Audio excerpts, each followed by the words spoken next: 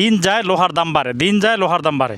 জাহাজ শিল্প এমন একটা শিল্প যে শিল্পে লস খুব কমই হয়। কেন এই কথাটা বললাম দেখেন, এই যে বিশাল এই জাহাজটা দীর্ঘদিন কিন্তু পানিতে সার্ভিস দিয়েছে।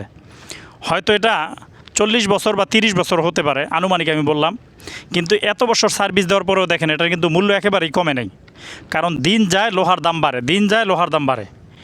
গর্দা হিসাবেও যদি এই জাহাজটাকে বিক্রি করে, আমার মনে হয় প্রথম যখন বানাইছে এর চাইতে বেশি ছাড়া কম দামে এই জাহাজটা এখন কিন্তু বিক্রি করবে না। দেখেন জাহাজটা এখন কাটিং মোটামুটি সব কমপ্লিট, শুধুমাত্র পেছনের অংশটা রয়েছে, আর এই যে তলার যে অংশটা, এই অংশটা বাকি আছে। আস্তে আস্তে টুকরো টুকরো করে এই অংশটুকু কেটে বিক্রি করে ফেলবে। তো আমি যেটা মনে করি, আপনাদের যদি টাকা থাকে পর্যাপ্ত পরিমাণে, তাহলে ফেলে না রেখে এরকম জাহাজ শিল্পে ইনভেস্ট করতে পারেন। এই খাতে কিন্তু লসের সংখ্যা আলহামদুলিল্লাহ খুবই কম। একমাত্র একটা দুর্ঘটনাজনিত কারণে যদি ডুবে যায় তাহলে হয়তো একটা লস থাকতে পারে, কিন্তু দুর্ঘটনা হলেও কিন্তু এই জাহাজগুলো আবার তোলা হয়।